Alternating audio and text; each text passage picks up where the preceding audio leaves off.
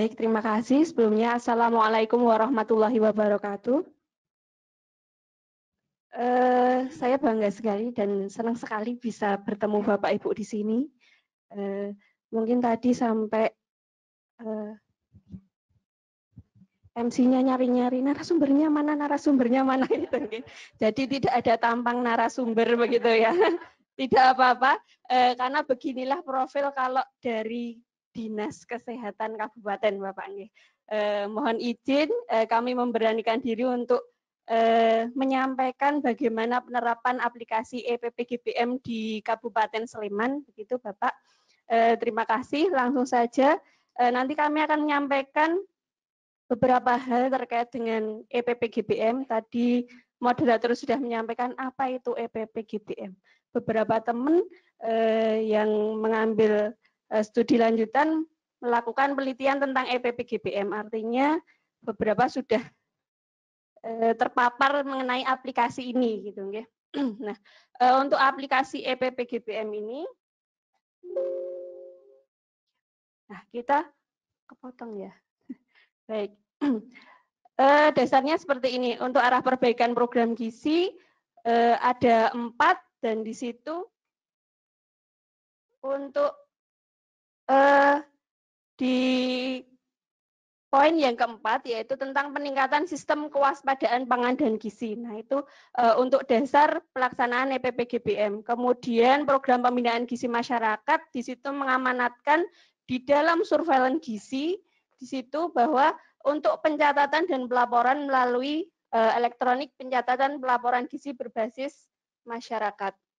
Nah, mungkin ini konsep yang sudah disampaikan oleh Pak Dodi tadi, nggih. Mungkin beberapa narasumber juga menyampaikan konsep seperti ini, bahwa surveillance gizi dimulai dari Posyandu. Jadi base data dari EPPGBM ini adalah dari Posyandu, seperti itu. Kemudian data ini kemudian dilaporkan melalui puskesmas, kabupaten, provinsi, dan ke tingkat pusat.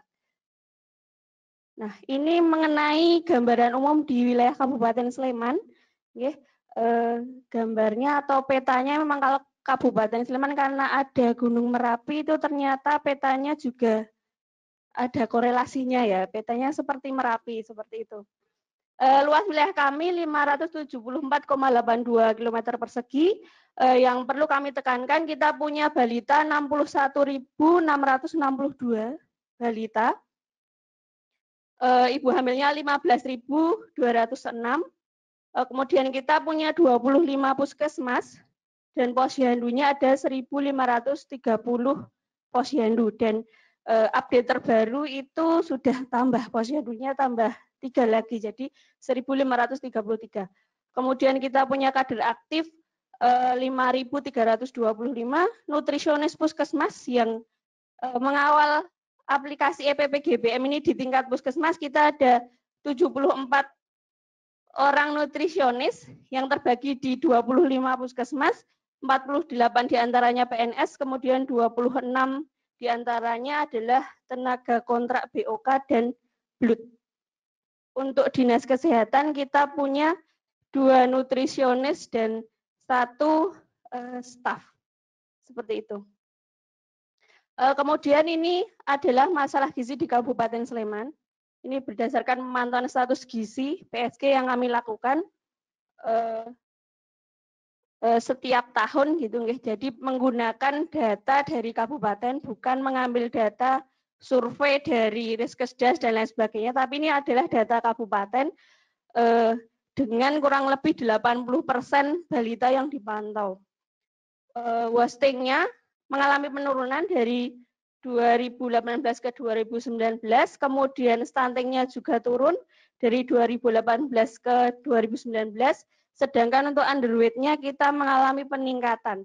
Peningkatan ini lebih pada ke gizi kurangnya, gitu ya. Kalau gizi buruknya, karena ini masih menggunakan standar yang lama, Bapak, seperti itu. Ini semoga nanti tidak ada pertanyaan, bagaimana stuntingnya bisa turun? Dari 11 ke 8. Kemudian permasalahan data di Kabupaten Sleman sendiri pada awalnya gitu nggih. Pertama, untuk pemantauan status gizi tadi, kami tidak punya data by name by address-nya, gitu ya. Yang punya adalah Puskesmas. Jadi data yang dikumpulkan kami adalah data agregat jumlah. Yang dipantau misalnya 1000, status gizi kurangnya berapa seperti itu.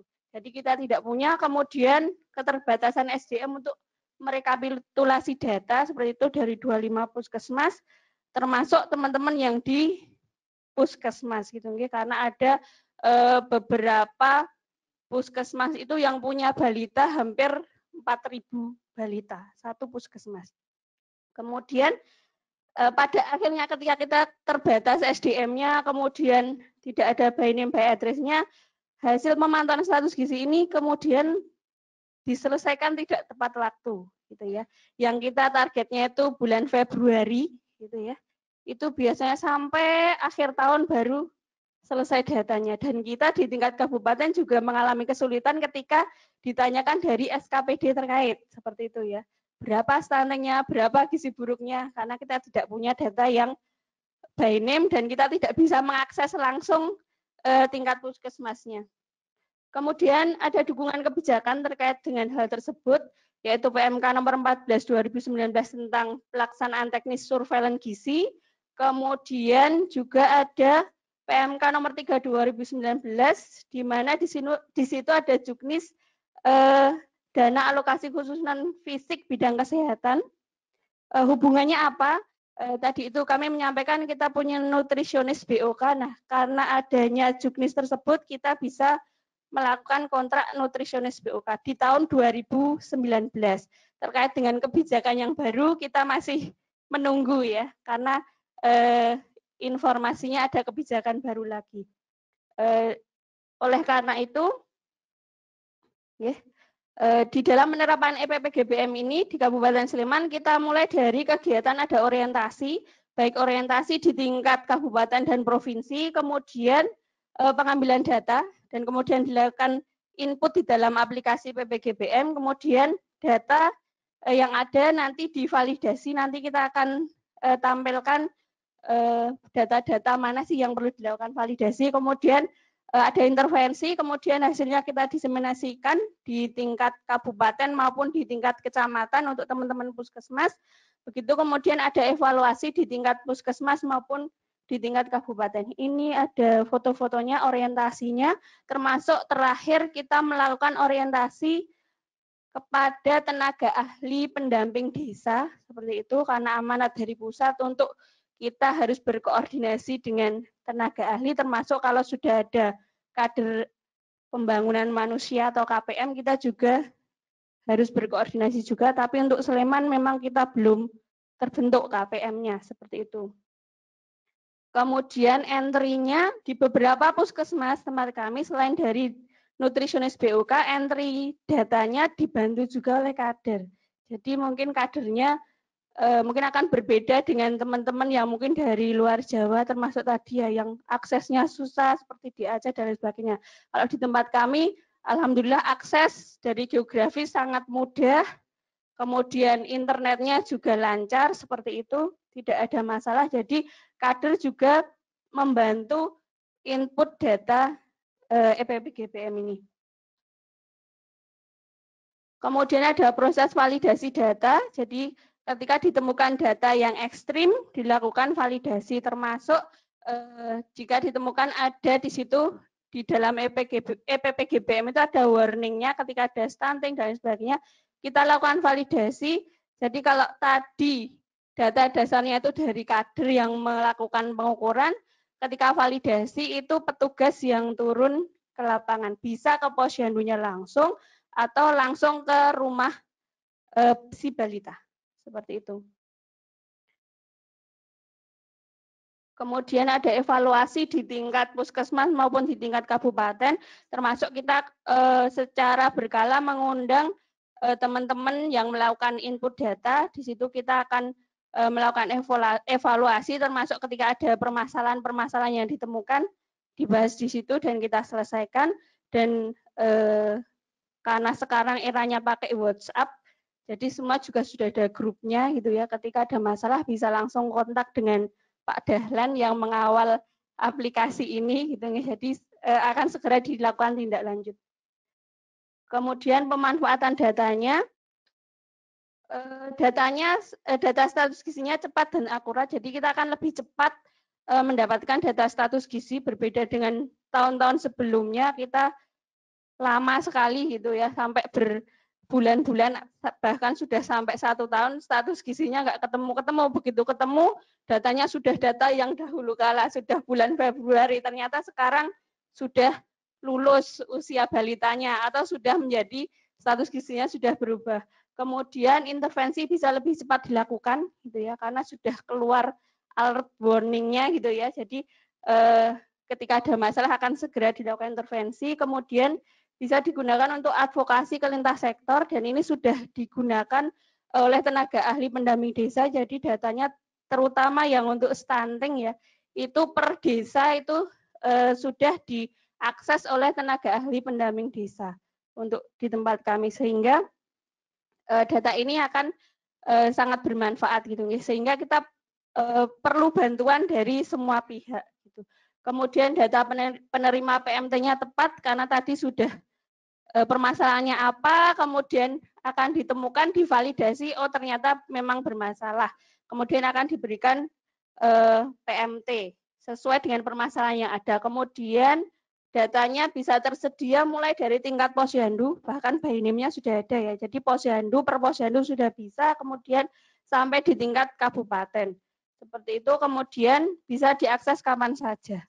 Jadi tidak usah nunggu nanti kalau puskesmas sudah mengumpulkan laporan, tidak. Kita bisa mengakses kapanpun dan bisa melakukan monitoring evaluasi. Ini contohnya pemberian intervensinya berupa biskuit gitu ya, karena PMT dari pusat bentuknya biskuit dan jumlahnya sudah sangat cukup sehingga kita menggunakan PMT ini. Meskipun ada beberapa puskesmas yang masih menganggarkan makanan tambahan dari anggaran BOK berupa makanan lokal. Kemudian ini hasil dari pemantauan status gizi maupun surveillance gizi kita lakukan diseminasi. Diseminasi ini dilakukan baik di tingkat kabupaten maupun di tingkat puskesmas atau kecamatan. Kemudian ini contoh saja, contoh analisis dan pemanfaatan data PPGBM di tempat kami. Nah, ini mungkin nanti akan kita simulasikan ya di webnya seperti itu. Jadi seperti ini tampilannya untuk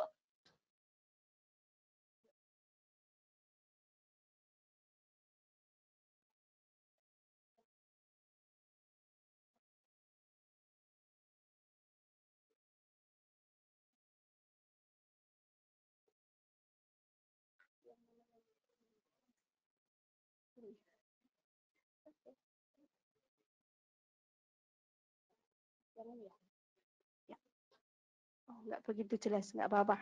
Jadi ini alertnya di atas itu ketika data diinput dimasukkan, itu nanti di atas akan keluar loncat ketika dia akan bermasalah gizi. Seperti yang paling kiri hijau itu nanti perkembangan. Jadi tidak hanya pemantauan pertumbuhan, sebetulnya di situ sudah dilengkapi dengan perkembangan balita. Seperti itu. Kemudian baduta stunting itu nanti akan keluar juga. Kemudian balita wasting, balita underweight itu akan keluar. Kemudian dari data ini yang di Kabupaten Sleman tahun 2019 dari 61.662 balita sudah terinput sebanyak 51.328 balita atau kurang lebih sudah 83% begitu sudah terinput data BAINIM by address di situ. Namun mungkin nanti di belakang ada namunnya ya Pak ya. Masalah gini, jadi data sudah terinput data dasarnya, tetapi teman-teman puskesmas belum secara terus-menerus untuk menginput hasil pengukurannya. Secara terus-menerus maksudnya setiap bulan belum terinput secara ini nggih, jumlah sebanyak ini. Jadi biasanya pas bulan Februari kita bisa menginput segini banyak, tetapi bulan-bulan berikutnya kita belum bisa menginput data pengukurannya.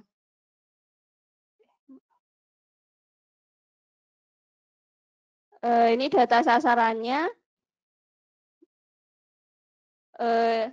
Untuk balitanya memang kita sudah banyak yang diinput, namun untuk ibu hamilnya kita masih sedikit. Jadi kemarin di 2019 kita masih fokus ke balitanya, sedangkan untuk ibu hamilnya belum gitu ya.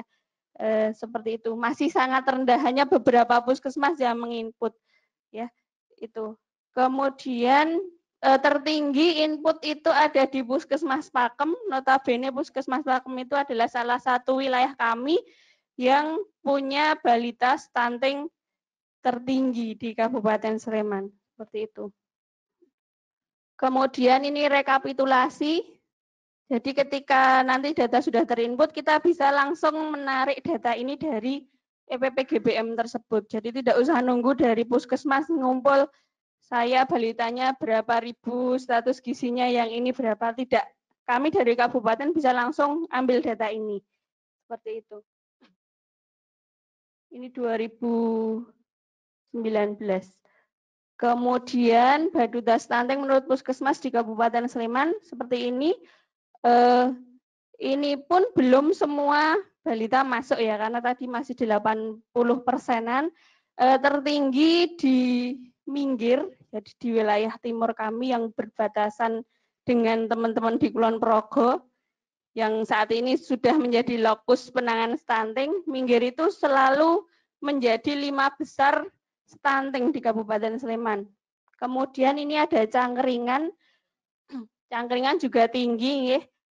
Jadi 2 puskesmas ini mempunyai prevalensi Baduta stunting lebih dari 20%. Kemudian untuk wastingnya ada 5 puskesmas ya, 5 puskesmas yang prevalensi wastingnya lebih dari 5%. Itu ada di Moyudan, Minggir masuk lagi, kemudian Godean 1, 2, dan Melati 1. Jadi di wilayah Minggir itu kita permasalahannya cukup kompleks. Kemudian, nah ini kalau kita buat analisis sederhananya ya, kalau kami di tingkat kabupaten bisanya baru seperti ini ya. Kalau mungkin teman-teman akademisi mungkin akan lebih bagus lagi untuk analisanya. Kita mampunya baru seperti ini, jadi kita akan melihat permasalahan gizi akut dan kronisnya seperti apa. Nah, dari data yang sudah masuk dalam EPPGBM, kita bisa melihat bahwa di Moyudan, kemudian Godean 1, Godean 2, dan Melati 1 itu permasalahan gizinya masalah gizi yang akut, maaf ya. Kemudian di Cangkeringan itu masalah gizinya kronis, sedangkan di Minggir yang dari tadi saya sebut-sebut itu masalah gizinya kronis dan akut gitu ya. Jadi semua perlu ditangani seperti itu. Kemudian faktor determinan permasalahan gizi balita di Kabupaten Sleman tahun 2019 ini belum kita buat persentase, namun demikian kita bisa melihat di sini masalahnya merokok. Jadi perilaku merokok itu masih menjadi permasalahan yang cukup besar gitu ya di tempat kami, dan kami pernah melakukan survei sederhana ya di puskesmas, di 8 puskesmas yang prevalensi stuntingnya tinggi, Baduta stunting itu kita lakukan survei, ternyata perilaku merokok dari anggota keluarga itu masih menjadi faktor determinan yang apa ya istilahnya sangat tinggi gitu ya, menjadi mungkin sebagai salah satu faktor resiko atau penyebab terjadinya stunting. Seperti itu. Kendalanya dan solusi yang kami lakukan, data dari Posyandu. Nah, data dari Posyandu namanya kader nih. Jadi kader itu kan tidak seperti pegawai yang punya gaji dan lain sebagainya. Sehingga kalau data itu ya seadanya gitu nih. Itu kendala kami di tingkat lapangan di bawah. Jadi kita sudah menyampaikan atau menyodorkan form atau formulir untuk pencatatan pelaporannya disesuaikan dengan format yang ada di PPGBM di Puskesmas itu seperti itu, disampaikan ke Posyandu untuk mengisi. Kalau data dasarnya memang sudah nih, jadi setiap bulan itu teman-teman menyampaikan formnya ke Posyandu, kemudian tinggal mengisi berat badan, tinggi badan, dikembalikan ke Puskesmas untuk diinput. Tetapi ya masih ada juga yang datanya masih kosong-kosong seperti itu, termasuk NIK masih kosong. Nah, itu masih menjadi kendala. Ya, kita solusinya kita melakukan koordinasi lintas program, lintas sektoral, termasuk dengan KPM, Kader Pembangunan Manusia dan tenaga ahli pendamping desa, untuk mereka mengawal. Jadi kita berbagi tugas. Jadi mereka mengawal datanya yang by Excel ini sudah lengkap atau belum. Kalau belum, dimintakan ke Posyandu seperti itu. Kemudian nanti kita yang menginput di aplikasi EPBGBM seperti itu. Yang sementara ini kami lakukan seperti itu. Kemudian untuk tenaga entry-nya tadi kita dibantu dengan kontrak tenaga tadi melalui POK dan adanya kader juga yang membantu. Jadi kadernya memang sudah banyak yang pinter-pinter dan tidak gaptek seperti itu. Kemudian karena memang selama perjalanan, sepanjang perjalanan mulai dirilis ya aplikasi ini sampai saat ini masih sering sekali dilakukan maintenance, perbaikan-perbaikan termasuk penambahan fitur-fitur dan lain sebagainya, sehingga kita memang dianjurkan atau disarankan untuk memaksimalkan menu import dan ekspornya atau melalui Excel-nya. Jadi untuk backup datanya juga seperti itu. Nah, pemanfaatan untuk lebih lanjutnya nanti kita akan meningkatkan integrasi dengan KIA karena di situ sudah ada menu untuk pemantauan perkembangan. Dalam waktu dekat kami akan dipanggil dari provinsi untuk melakukan koordinasi dan sekaligus langsung menginput di situ data hasil SDI DTK maupun KPSP ya seperti itu. Jadi nanti bersama antara nutrisionis dengan pemegang program anak, kalau di puskesmas seperti itu, programmer anak yang nanti akan mengampu di SDI DTK-nya, di perkembangannya. Kemudian tindak lanjutnya juga kami akan berupaya untuk mendorong teman-teman puskesmas selalu menginput data karena ini memang sangat diperlukan. Setiap bulan harus menginput data sehingga kita akan mengetahui kondisi yang terjadi di masyarakat. Kemudian memaksimalkan tindak lanjut dari hasil pengolahan data. Ini tadi yang disampaikan narasumber sebelumnya gitu ya. Jadi datanya sudah ada. Terus mau diapakan gitu ya. Nah, itu yang akan kita maksimalkan.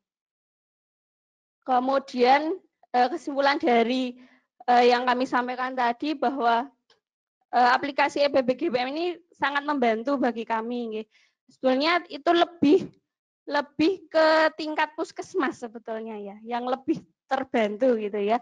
Karena di situ ketika terjadi permasalahan, teman-teman puskesmas yang akan langsung tahu, oh ini balitanya di sini, masalahnya apa, kemudian mereka akan segera melakukan intervensi, apa yang dilakukan gitu ya. Seperti itu. Kemudian pencatatannya akan lebih rapi dan tidak rentan hilang gitu nggih. Kalau kemarin ada isu di EPBGBM itu ketika input sudah beribu-ribu datanya hilang itu ternyata ada yang mengganggu gitu ya. Jadi karena akunnya itu mungkin baru kan dibagikan untuk passwordnya dibagikan ke teman-teman. Nah, itu informasinya bahwa yang menghapus datanya itu adalah akunnya sendiri gitu ya. Jadi pusat tidak mau bertanggung jawab ketika yang menghapus itu adalah akunnya sendiri. Kecuali kalau datanya memang hilang bukan dari akunnya sendiri. Nah, seperti itu. Jadi kita bukannya pelit membagikan password seperti itu ya, tapi lebih untuk menjaga ini. Nanti mungkin kalau teman-teman mau mengakses, nanti aksesnya adalah hanya sebagai untuk melihat saja. Seperti itu ya. Tidak bisa melakukan atau mengganti data di situ. Kemudian mempermudah petugas, sudah pertumbuhan dan perkembangan yang menyimpang dapat terdeteksi sejak dini. Itu yang terpenting, poin terpenting gitu ya, sehingga kita tidak terlambat dalam melakukan intervensi. Kemudian perlu dukungan, komitmen, dan integrasi lintas program dan lintas sektor. Ini jelas sekali. Ini akan terus kita dengungkan gitu guys, sehingga semuanya akan membantu, termasuk ada bulan penimbangan ya, bulan penimbangan. Integrasi pemantauan pertumbuhan, perkembangan, dan pemberian vitamin A itu di bulan Februari dan nanti di bulan Agustus juga. Itu harapannya total coverage ya Pak. Jadi semua balita terpantau. Ya, seperti itu. Jadi semua, sehingga nanti hasil status gizinya nanti akan kelihatan, oh di wilayah kami permasalahannya apa, itu akan langsung kelihatan. Mungkin itu yang bisa kami sampaikan. Kalau masih ada waktu untuk simulasi. Mungkin kita akan simulasikan. Bisa langsung simulasi saja.